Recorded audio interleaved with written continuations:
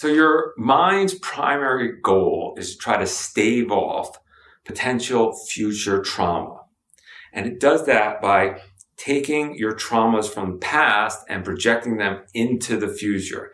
But unfortunately, by the time you reach a certain age, you're just this ball of prejudices and responses.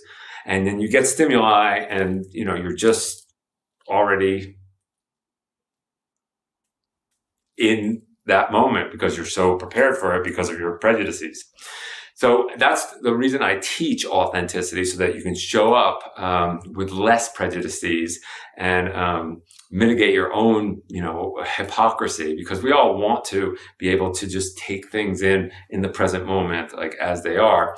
So for me, the only way to clean up your past is to forgive unequivocally, whether it's yourself for the errors in judgment that we all make, or it's for someone else's behavior, which transgressed you in some ways.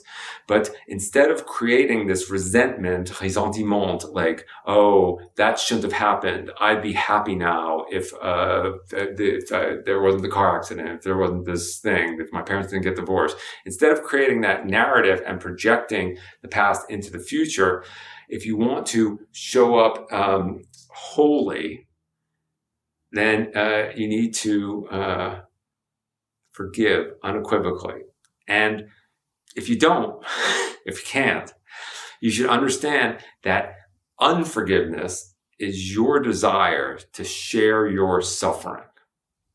Unforgiveness is your desire to share your suffering. Your suffering, you have this narrative in your head, I'd be happy now if I wasn't in that car accident. And until you forgive the car accident, all those things, you're going to walk around with this resentment of wanting something different that you can't change.